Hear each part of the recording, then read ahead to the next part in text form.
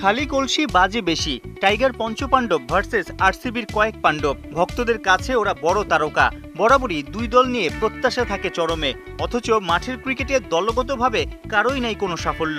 ট্রফির শোকেসে শুধুই ধুলো।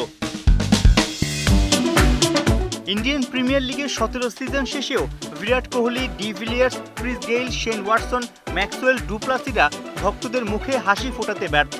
ঠিক তেমনি মাশরাফি, সাকিব, তামিম, মুশফিক, মাহমুদুল্লাহ, বাংলাদেশের সেরা ক্রিকেটাররা একসাথে খেলে কিংবা পিক টাইমেও দেশকে বৈশ্বিক কোনো শিরোপা এনে দিতে পারেনি। অথচ ভক্তদের সাপোর্ট আর মিডিয়া কাভারেজ পাওয়ার দিক দিয়ে টাইগাররাই যেন দুনিয়ার সেরা। তাই হয়তো আইপিএল দল আরসিবির সঙ্গে বাংলাদেশকে তুলনা করলেন ভারতের সাবেক ওপেনার আকাশ চোপড়া।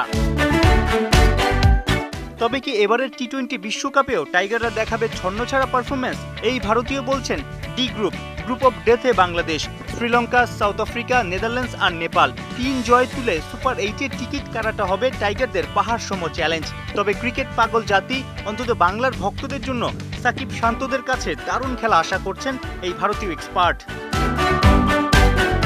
বাংলাদেশের বোলিং ইউনিটকে ভালো মার্কস দিলেও দেশি বিদেশি ক্রিকেট বোদ্ধাদের কাছে বড় সমস্যার জায়গা ব্যাটারদের অফ ফর্ম।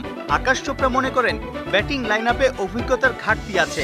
টি-20 ফরম্যাটটা ঠিকঠাক খেলার কৌশল নাকি এখনো আয়ত্তেই আনতে পারেনি টিম বাংলাদেশ। সাইফুল রূপক, 71।